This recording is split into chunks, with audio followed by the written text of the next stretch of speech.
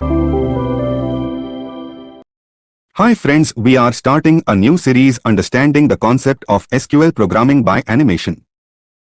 In this video we will watch how the SQL cursor works and how the data row by row is processed.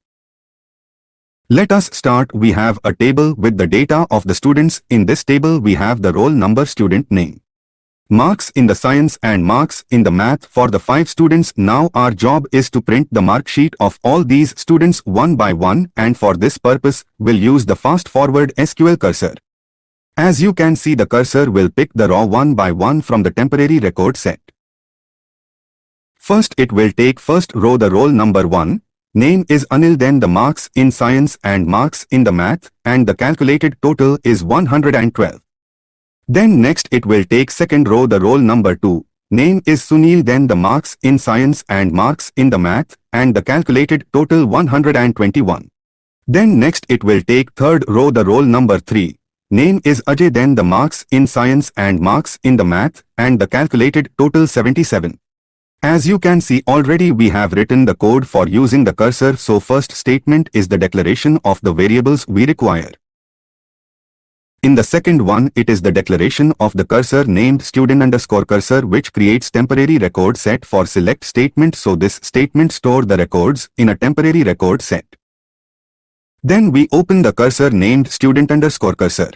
Whenever the fetch next statement executes, a pointer is set on the first record of the temporary record set, and the value from the first row are filled with the variables declared in the fetch next statement.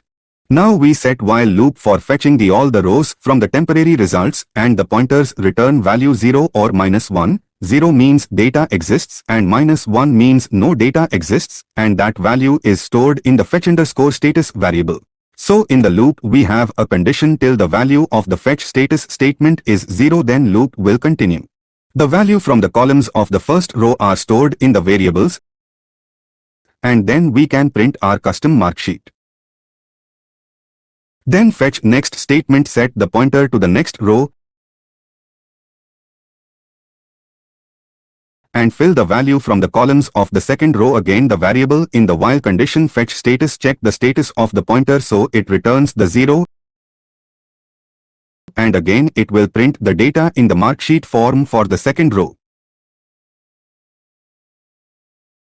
And this will continue until the last record of the temporary record set is fetched. The pointer is set to the last record.